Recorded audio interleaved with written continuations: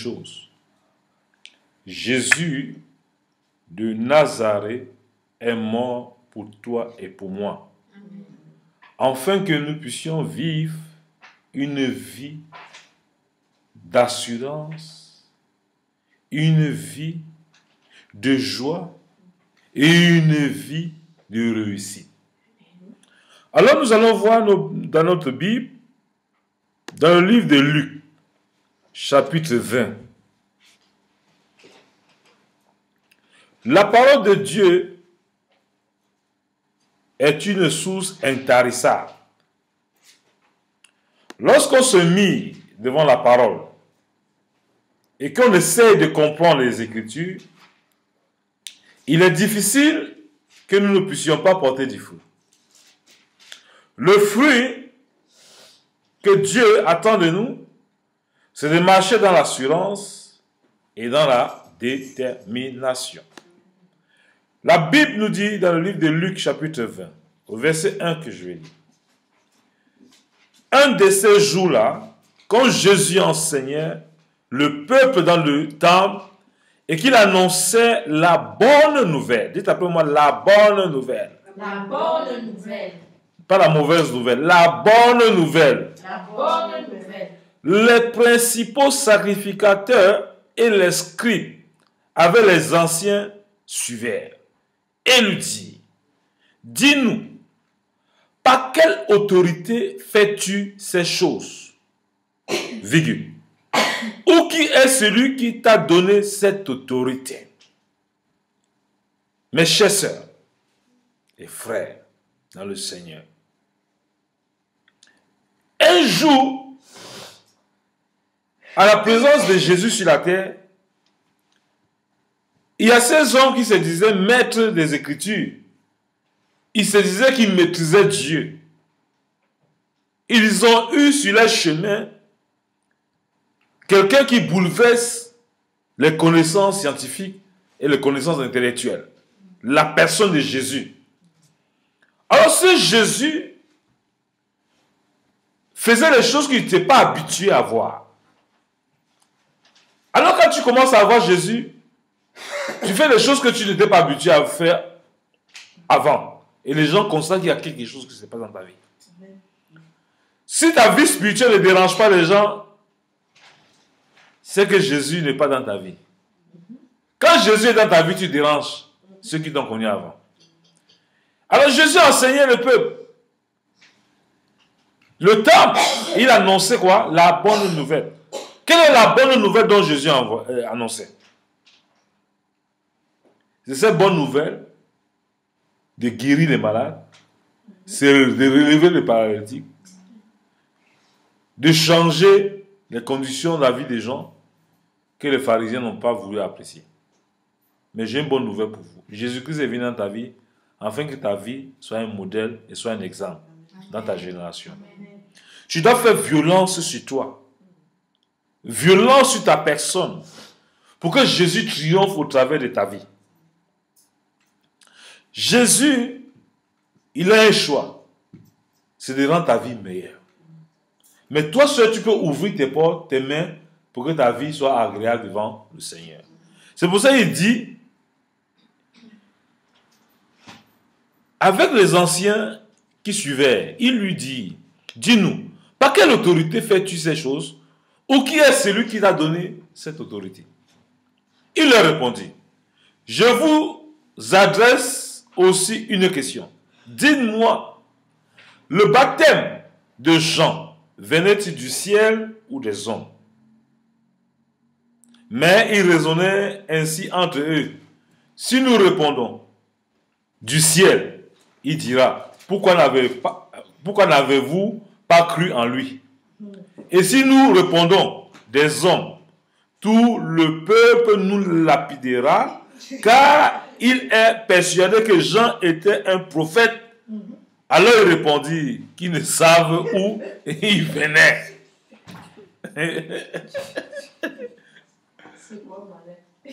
Alléluia. Alléluia. On va se poser la question. Ma soeur Guylaine, d'où te vient cette confiance en Dieu qui te fait d'aller prier tous les jours à l'église? Et pourquoi tu pries? Tu répondras aux gens, moi j'adore un Dieu que je vois qui agit. Avant, j'adorais un Dieu que je ne voyais pas ses agissements. Comme je vois ses agissements, ça m'encourage de l'adorer encore. Amen. Alléluia. Les pharisiens là, les scribes là, ils ont vu Jean-Baptiste dans le désert avec la peau des animaux sur lui, qui baptisait. Eux, ils se montaient, ils avaient les sultans, ils regardaient Jean-Baptiste comme un paysan, comme un perdu. Mais ils savaient quand même qu'il y a quelque chose qui se passait. Et quand Jésus est venu, Jésus n'a pas critiqué Jean-Baptiste, mais il allait encore au pied de Jean-Baptiste pour se faire baptiser, pour confirmer que ce que Jean-Baptiste faisait était dans le droit.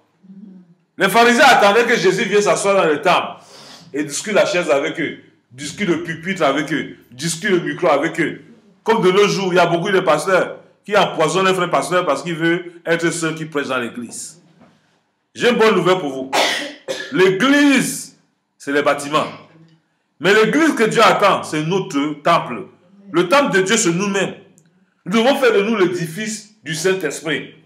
On tue l'esprit en nous et on préfère marcher avec les bâtiments. Jésus a dit aux pharisiens, là, vous connaissez la parole, mais vous ne croyez pas à cette parole.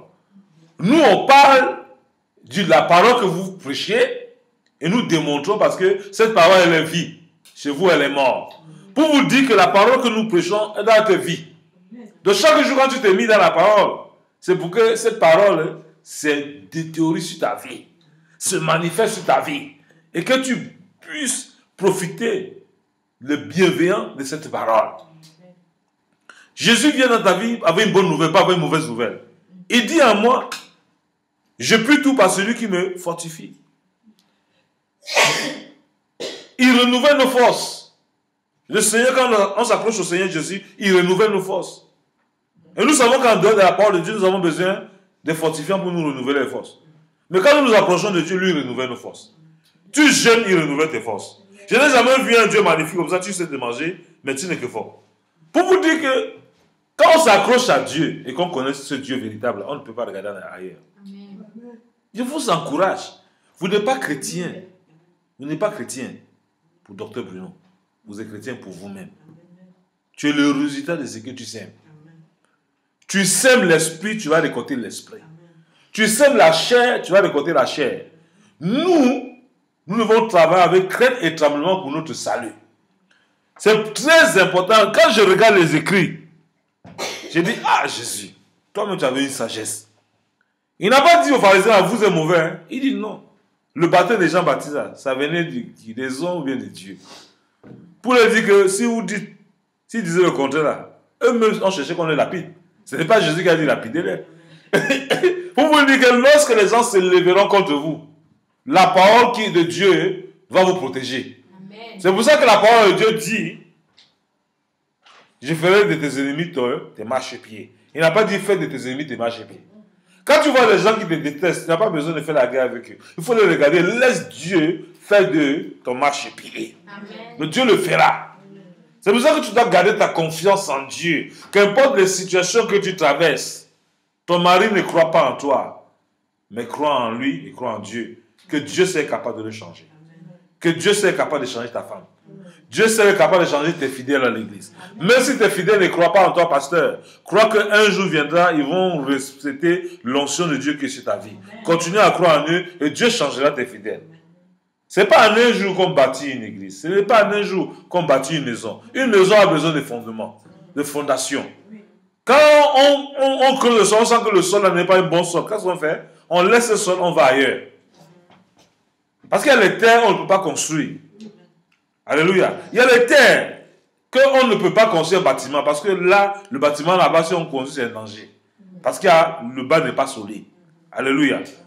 Donc on peut se tromper, on commence à creuser un fondement quelque part. Quand ça ne marche pas, qu'est-ce qu'on fait? Tu déplaces l'endroit. C'est la même chose avec la chrétienté. Quand tu es dans une église, dans un ministère, où tu sens que ça ne va pas, il faut quitter là-bas. Ta place n'est pas là-bas. va où ça marche avec toi. Laisse où ton esprit t'appelle. Ne promène pas tes regards inquiets. Dieu est fidèle. Tu ne tourneras pas dans toutes les églises là, sans que Jésus revienne. Quand Jésus reviendra, il va te sauver parce que tu cherches la vérité. Dieu, c'est un Dieu de vérité. Si moi, je ne t'arrange pas, Eric va t'arranger. Et ici, il prêche Jésus, il n'est pas contre Jésus. Il avait Jésus. Si tu viens ici, tu avais Jésus. Donc, on n'a pas la guerre des religions. Mais nous devons dépouiller le diable et l'exposer et le mettre en spectacle. C'est pour ça que nous devons prier pour nos frères et sœurs, véritablement comme nos sœurs de sang, pour que eux, Dieu se manifeste dans leur vie. Ceux qui sont venus à la maison des vainqueurs, que Dieu les a visités, que Dieu se souvienne de cette parole et leur donne la confiance en ce Dieu, afin que personne d'eux ne se perde au nom de Jésus. Vous devez prier avec ce cœur et non avec un cœur de rancœur. Alléluia. Vous devez prier avec un cœur d'amour. Vous devez les aimer comme Jésus nous a aimés avec nos défauts. Oh, je me souviens parce que moi, je n'étais pas bien, j'étais quelqu'un de colérique. Mais Dieu m'a aimé avec ses colères. Dieu m'a aimé avec tous mes défauts. Pourquoi moi, je ne dois pas aimer les gens avec les défauts? Pourquoi moi, je ne dois pas aimer ce que Dieu s'est investi pour eux? Jésus est mort pour le monde entier, pas pour certaines personnes. Nous ne devons pas chasser ceux qui viennent à Dieu. C'est pour ça qu'il est important de payer le prix. Le Psalmiste disait, une heure dans le pavillon du Seigneur vaut mieux que 1000 ailleurs. Je ne peux pas dormir en paix, sachant que les gens s'égarent. C'est pour ça que quand je suis dehors, je parle du Seigneur avec joie. Je sais que les gens qui courent du matin au soir, s'ils connaissaient Dieu, ils ne devaient pas promener un regard inquiet. C'est parce qu'ils ne connaissent pas Dieu qu'ils croient que leur réussite là, c'est leur force physique. J'ai un devoir en tant que serviteur, que mon onction puisse être attirée à Jésus. Et quand je parle avec eux, je dois être courtois, posé, afin qu'ils sachent qu'il y a un Dieu qui existe et qu'on peut lui faire confiance. Est-ce que tu peux parler de ton Dieu dans tous les endroits où tu te trouves, sans avoir honte de te présenter que tu es chrétien ou bien chrétienne? Si tu as honte de Jésus, il aura honte de toi. Si tu te présentes, lui-même va t'ouvrir les portes. Parce que le monde entier a été fait par Dieu. Le diable n'a rien créé. Vous devez brandir votre étiquette de chrétien partout et vivre la chrétienté. Jésus était incompris par tout le monde. Parce qu'il tenait un langage qui n'était pas au quotidien. C'est besoin de chercher à le lapider. Ton langage, c'est le langage du quotidien, et bien le langage qui amène les gens à un bouleversement, un changement. Tu dois contrôler ton langage. Tu dois contrôler ta manière de faire. C'est pour ça que les scribes pouvaient poser la question à Jésus, parce que Jésus les a bouleversés. Vous êtes censé vivre la parole, mais vous vivez pour le monde. Vous mettez vos sultans, vous êtes dans les grandes fêtes, vous vous présentez, oui, c'est vous les chefs religieux, comme aujourd'hui. Il y a les archibishops, que je n'ai rien contre eux. Il faut qu'ils mettent la tenue pour montrer aux gens qui sont super serviteurs de Dieu. Ce n'est pas grave de les porter, mais il faut vivre cette chrétienté. Il faut vivre ce service. Il faut vivre ce service. Amen. Et vraiment communiquer cette vie. Et que Dieu se révèle vraiment au travers de nous. Ma prière, c'est que personne qui a goûté le Seigneur s'égare. Il dit, il a versé son sang, afin que nous puissions expérimenter le pardon. Alléluia. Donc le pardon, là, nous devons l'expérimenter. Nous devons expérimenter le pardon en nous approchant toujours avec assurance auprès de Jésus. Alléluia. Donc nous constatons ici quel verset? Le verset 8. Et Jésus le dit, moi non plus, je ne vous dirai pas par quelle autorité je fais ces choses. Il s'est mis ensuite à dire au peuple cette parole. Un homme planta une vigne. L'afferma à des vignerons et quitta pour longtemps le pays. Au temps de la récolte, il envoya un serviteur vers le vigneron pour qu'il lui donne une part du produit de la vigne. Le vigneron le battit et le renvoyait à vide. Il envoya encore un autre serviteur. Il le battit l'outrageaient et le renvoyaient à vie. Il envoya encore un troisième. Il le blessait et le chassait. Le maître de la vigne, que ferai-je? J'enverrai mon fils bien-aimé. Peut-être auront-ils pour lui du respect. Mais quand les vignerons le virent, ils raisonnaient entre eux et dirent, voici l'héritier. Tuons-le, afin que l'héritage soit à nous. Et ils le jetèrent hors de la vigne et ils le tuèrent. Maintenant, que leur fera le maître de la vigne? Il viendra, fera périr ses vignerons et il donnera la vigne à d'autres. Lorsqu'il eut entendu cela, il dit, à Dieu ne plaise. Mais jetant les regards sur eux, Jésus dit, que signifie donc ce qui est écrit? La pierre qu'ont rejeté ceux qui bâtissaient est devenue la principale de l'âme. Quiconque tombera sur cette pierre s'y brisera, et celui sur qui elle tombera sera écrasé. Les principaux sacrificateurs et les scribes cherchèrent à mettre la main sur lui à l'eux-mêmes, mais ils craignaient le peuple. Ils avaient compris que c'était pour eux que Jésus avait dit cette parole. Ce n'est pas d'aujourd'hui. Les scribes, ils ont pris une parole, ils ont expliqué une vigne. Ils demandaient une injustice. Jésus les a répondu avec sagesse. La pierre qu'on a rejetée est devenue la principale. Donc qu'est-ce qu'il veut dire? Il veut dire que moi que vous avez rejeté là, c'est moi qui serai la principale. Ils ont compris ça? Alléluia. Tous ceux qui vont vous rejeter, Dieu va vous prendre pour les confondre. Hey. Alléluia. C'est toi là que le diable te montre que tu n'es rien, que tu es important pour Dieu. Amen. Quand tu es dans ton coin comme ça, tu sens que tu ne vois plus du chemin. Tu ne sais plus comment faire pour sortir de ton trou. Tu ne sais plus comment faire pour régler tes problèmes. Tu ne sais plus comment faire pour régler tes factures. Tu ne sais pas comment faire pour changer tes situations, changer la tête de tes enfants. C'est le moment où Dieu veut établir son église sur toi. Et c'est le moment que Dieu veut compter sur toi. Dieu veut que tu élèves les yeux vers lui. Amen. Et le secours te viendra vers l'Éternel, qui a fait les cieux et la terre. Et tu sortiras vainqueur. Tu sortiras vainqueur au nom de Jésus. Amen. Le regard fixé sur Dieu. C'est là où ta réponse viendra. Si tu commences à baisser la tête, tu vas pleurer de là de ton corps. Il n'y aura pas de secours. Mais tu lèves les yeux, le secours viendra de l'Éternel. Alléluia. Alléluia. C'est comme ça que Dieu agit. Lisez bien Luc 20 à la maison. Vous allez comprendre, l'Esprit de Dieu va vous rendre ministère. C'est pour ça que je prends le temps de le lire. Pour que vous puissiez, parce que nous les prédicateurs ne prenons pas le temps de lire. Pour que vous compreniez que ce n'est pas d'aujourd'hui qu'on ne croit pas en Jésus. Les églises ne croyaient pas en Jésus. Les grandes cathédrales ne croyaient pas. Ils ont pas formé, c'est devenu un métier pour eux. Ce n'est plus le service. Il y a beaucoup qui ont les églises, c'est devenu les boutiques. Ce n'est plus un endroit de transformation, mais c'est un endroit de condamnation. Tu vas maintenant dans les églises, c'est toi qu'on va te pécher, on te condamne même. On te met au dernier banc, on te dit non, on te donne des sentences que Dieu n'a pas choisi pour toi. Non, arrêtons un peu. Allégeons un peu le corps des gens, la vie des gens. Jésus est venu dans notre vie pour une bonne nouvelle, c'est pas une mauvaise nouvelle.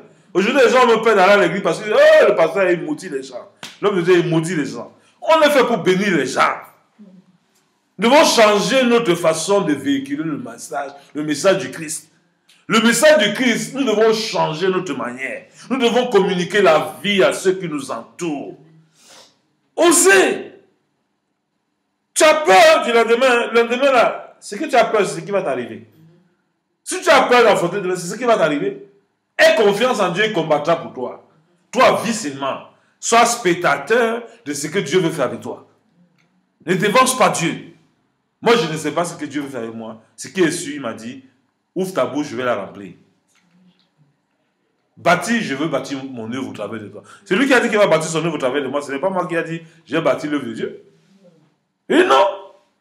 Les portes de l'enfer ne prévaudront pas point contre moi. Pendant que je prêche, c'est son nom que je prêche. Et son nom me protège. Et ce nom protège mes paroissiens.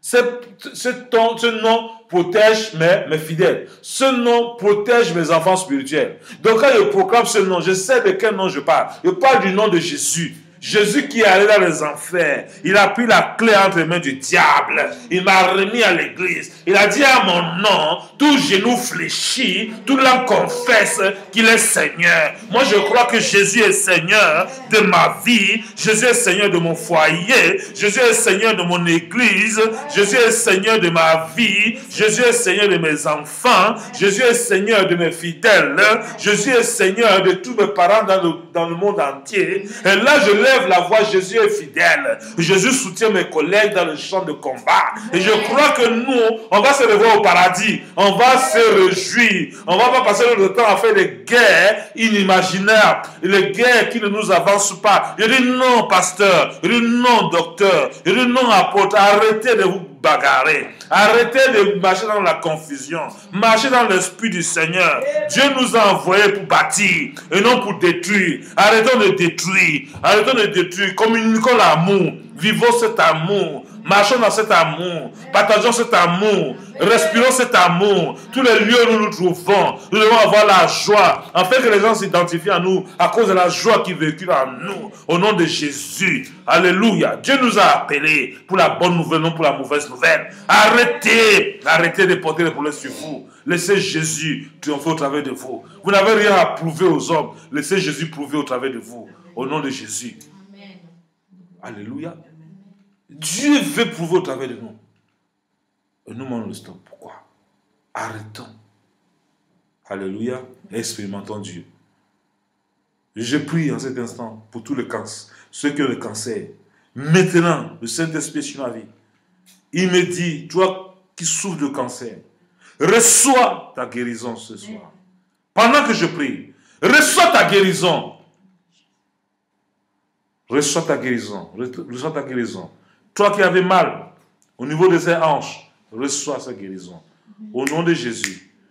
Ton pied qui n'arrivait pas à cicatriser cette plaie que le Saint-Esprit m'a montré. Maintenant, reçois ta guérison. Au nom de Jésus.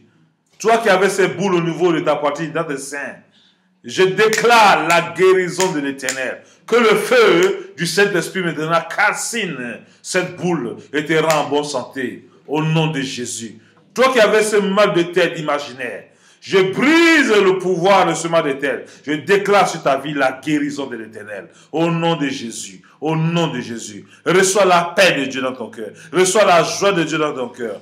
Oh Saint-Esprit de Dieu, agis maintenant. Agis maintenant. Cet enfant qui n'arrivait pas à marcher. Ça fait maintenant 2h30 qu'il n'arrive pas à marcher. Maintenant je prie sur ses jambes. Au nom de Jésus, lève-toi et marche. Lève-toi et marche. Que la lumière de l'Éternel brille sur ta vie. Au nom de Jésus, j'ai prié. Amen. Alléluia. Quand je parle, je suis sur l'onction, je proclame ce que Dieu me dit de faire. Alléluia. Donc je déclare votre vie transformée. Que la joie du Seigneur renouvelle vos forces. Que la force du Seigneur soit votre portion à partir de ce soir. Je déclare sur votre vie une nouvelle respiration. Une nouvelle visitation. Oh, que vos familles maintenant reçoivent cette visitation. Que cet esprit de mort libère ta famille. Au nom de Jésus. Oh, je brise son pouvoir. Car dans le nom de Jésus, tout est possible. Je stoppe cet esprit de mort. Au nom de Jésus de Nazareth, j'ai prié. Amen. Alléluia.